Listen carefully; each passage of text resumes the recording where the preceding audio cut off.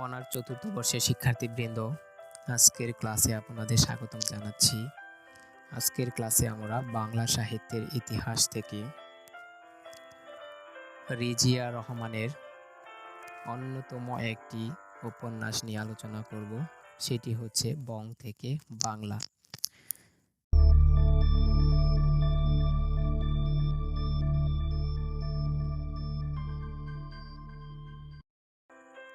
বং থেকে বাংলা উপন্যাসে রিজিয়া রহমান বাঙালির ইতিহাস সন্ধান এবং একই সাথে সমকাল স্পর্শী বিষয় তুলে এনেছেন। এই উপন্যাসে বিশেষভাবে লক্ষ্য করা যায় যে শ্রমজীবী মানুষের শ্রম অধ্যবসায় ইতিহাস জ্ঞান স্বচ্ছন্দ প্রয়াসে আলোকিত করেছেন। উপন্যাসটি সম্পর্কে লেখকের স্বয়ং মন্তব্য: বাংলাদেশের জাতি গঠন ও ভাষার বিবর্তনের উপর ভিত্তি করে বং থেকে বাংলা উপন্যাসের সৃষ্টি।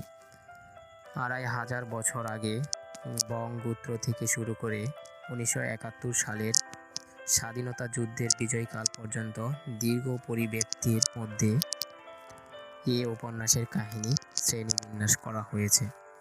বাংলার সিংহাসন চিরকাল বিদেশি ক্ষমতালিপ্ত এবং সম্পদ লোভীর দ্বারা শাসিত হয়েছে। বাংলার মানুষ চিরকালই অবহেলিত, অপেক্ষিত এবং উৎপীড়িত জাতি হিসেবে সামাজিক, অর্থনৈতিক, গণতান্ত্রিক মর্যাদা তারা কোনোদিনও পায়নি।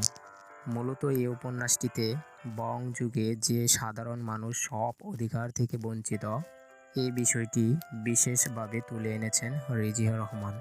অর্থাৎ দেশ যখন পরাধীনতার শৃঙ্খলে আবদ্ধ, জাতি গঠনে সবাই যখন পরাধীন, কোনো কিছুতে ঠাঁই নেই, দেশের কোনো স্বাধীনতা পায় না, মর্যাদাহীন, তখন মানুষের যে দুর্দশা, সেটি মূলত এই উপন্যাসের প্রেক্ষাপট। ধন্যবাদ সবাইকে। পরবর্তী ক্লাসে আমরা অন্য আরেকটি উপন্যাস নিয়ে কথা বলবো। সে পর্যন্ত ভালো থাকেন, সুস্থ থাকেন। আল্লাহ হাফেজ।